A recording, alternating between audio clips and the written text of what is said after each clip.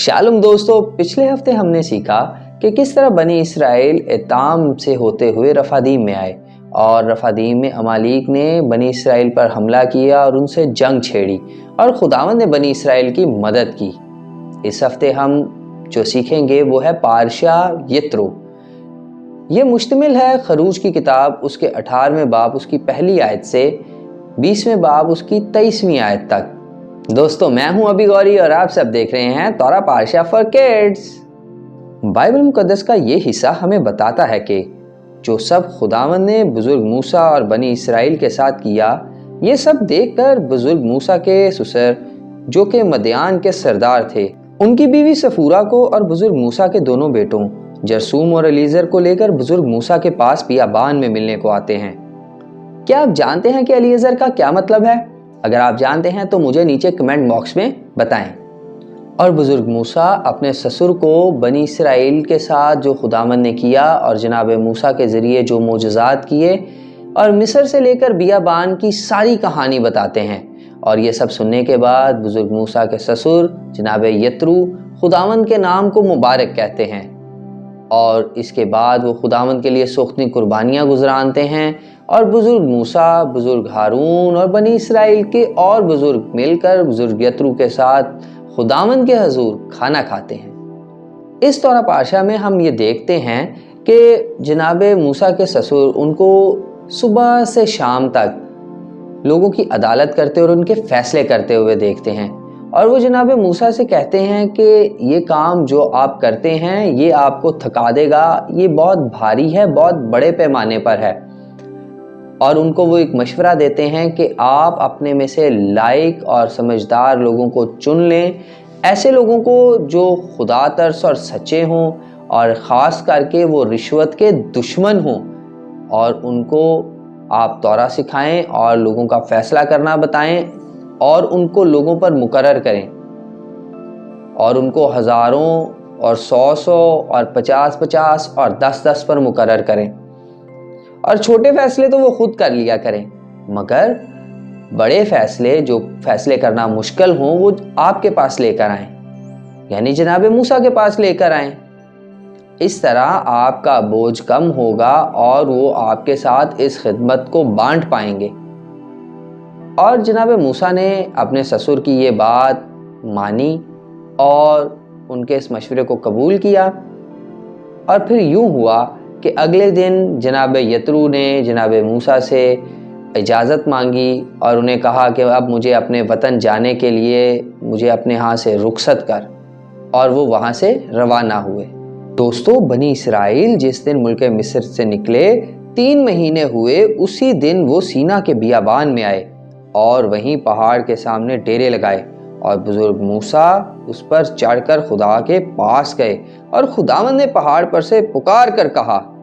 कि तू याकूब के खानदान से यूं कहना और बनी इसराइल को ये सुना देना कि तुमने देखा कि मैंने मिस्रियों से क्या क्या किया और तुमको गोया औकाब के परों पर बिठाकर अपने पास ले आया। सो अब अगर तुम मेरी बात मानो और मेरे अहद पर चलो तो सब कौमों में से तुम ही मेरी खास ममलिकत ठहरोगे, क्योंकि सारी ज़मीन मेरी है और तुम मेरे लिए काहिनों की एक ममलिकत और एक मुकद्दस कौम हो। इन्हीं सब बातों को तू बनी इसराइल को सुना देना।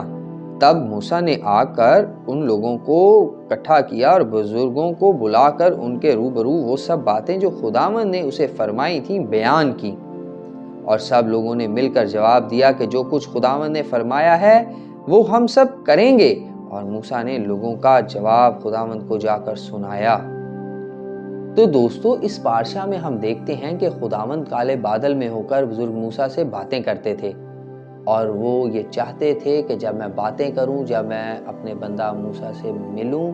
उससे बातें करूं, उसे बोलूं, तो लोग देखें और जानें। और खुदावंद ने बुजुर्ग मूसा से कहा कि तू लोगों से कह दे कि वो अपने आप को पाक करें, अपने कपड़ों को धोएं और तीसरे दिन तैयार रहें, मैं उनसे मिलूंगा, मैं उनसे बातें करूंगा। और खुदावंद पहाड़ पर उतरे और जनाब मूसा ने ऐसा ही किया। उन्होंने लोगों को बताया और लोगों ने अपने आप को पाक किया और वो औरतों के नज़दीक नहीं गए। और खुदावंद ने جناب موسیٰ سے کہا کہ تو لوگوں کے لیے چاروں طرف ہاتھ باندھ کر ان سے کہہ دینا کہ خبردار، نہ تم اس پہاڑ پر چڑھنا اور نہ اس کے دامن کو چھونا، جو کوئی پہاڑ کو چھوئے ضرور جان سے مارا جائے، مگر اسے کوئی ہاتھ نہ لگائے، بلکہ وہ لاکلام سنسار کیا جائے یا تیر سے چھیدا جائے، خواہ وہ انسان ہو خواہ حیوان، وہ جیتا نہ چھوڑا جائے، اور جب نرسنگا دیر تک پھونکا جائے تو وہ سب پہاڑ کے پاس آ جائیں۔ اور دوستو، جب تیسرا دن آیا تو صبح ہوتے ہی بادل گرجنے اور بجلی چمکنے لگی اور پہاڑ پر کالی گھٹا چھا گئی اور کرنا کی آواز بہت بلند ہوئی اور سب لوگ ڈیروں میں کانپ گئے، اور جناب موسیٰ لوگوں کو خیمہ گاہ سے باہر لائے کہ خدا سے ملائیں، اور وہ پہاڑ سے نیچے آ کھڑے ہوئے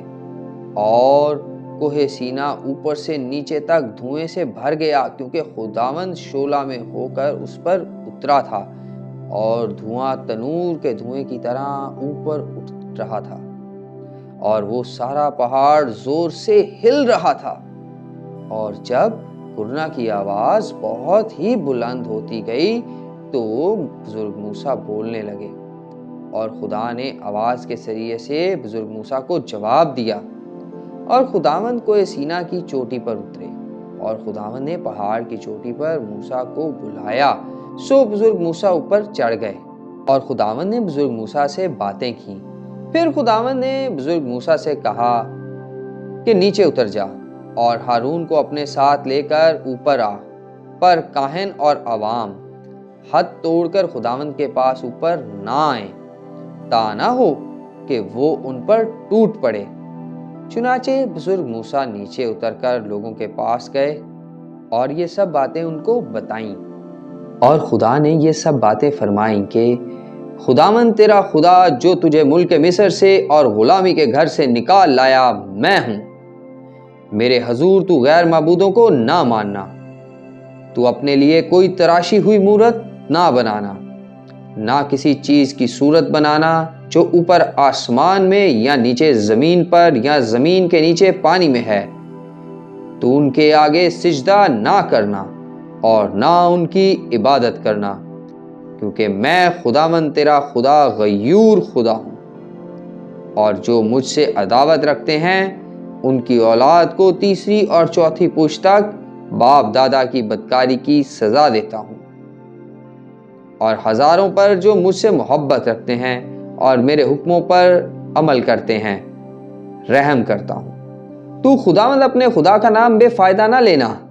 کیونکہ جو اس کا نام بے فائدہ لیتا ہے خداوند اسے بے گناہ نہ ٹھہرائے گا۔ یاد کر کے تو سبت کا دن پاک ماننا، 6 دن تک تو محنت کر کے اپنا سارا کام کاج کرنا، لیکن 7ویں دن خداوند تیرے خدا کا سبت ہے،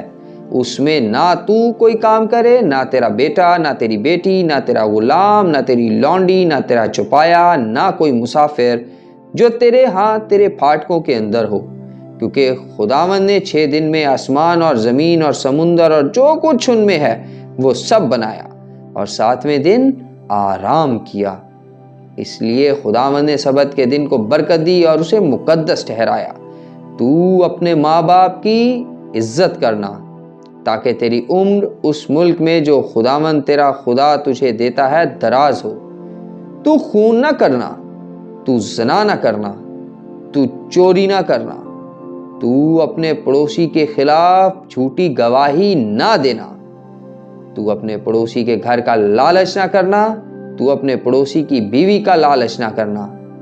اور نہ اس کے غلام اور اس کی لونڈی اور اس کے بیل اور اس کے گدھے کا، اور نہ اپنے پڑوسی کی کسی اور چیز کا لالچ کرنا۔ اور سب لوگوں نے بادل گرجتے، بجلی چمکتے، کرنا کی آواز ہوتے اور پہاڑ سے دھواں اٹھتے دیکھا، اور وہ ڈرے اور کانپے، اور بزرگ موسیٰ سے کہنے لگے کہ آپ ہی ہم سے بات کیا کریں، ہم آپ کی سن لیں گے، خدا ہم سے بات نہ کرے تا نہ ہو کہ ہم مر جائیں۔ اور بزرگ موسیٰ نے کہا کہ تم ڈرو مت، خداوند بھی یہی چاہتا ہے کہ تم اس کا خوف مانو اور گناہ سے دور رہو۔ اور بزرگ موسیٰ اس گہری تاریکی کے نزدیک گئے جہاں خدا تھا، اور خدا نے کہا کہ تم نے خود دیکھا کہ میں نے تمہارے ساتھ کیسے باتیں کی۔ تم میرے ساتھ کسی کو شریک نہ کرنا، نہ کوئی چاندی یا سونے کے دیوتا کو اپنے لیے گھڑ کر بنانا، اور یاد رکھنا کہ خداوند میں ہی خدا ہوں۔ تو دوستو، آج کے پارشہ میں ہم نے یہ سیکھا، ہم نے یہ دیکھا کہ خداوند باری تعالیٰ بنی اسرائیل سے بات کرنے کے لیے، ان سے ملنے کے لیے کوہ سینا پر اترے، اور جب وہ اترے تو بنی اسرائیل ڈرے، اور خداوند نے انہیں کہا کہ تم یوں ہی ڈرتے اور میرے حکموں پر عمل کرتے رہو تاکہ تم زندگی پاؤ۔ آج خداوند ہم سے بھی یہی چاہتے ہیں کہ ہم توراہ کی طرف واپس مڑیں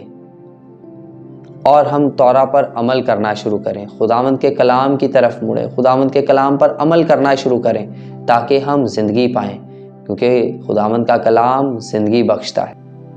تو دوستو، یہ تھا آج کا ہمارا پارشہ۔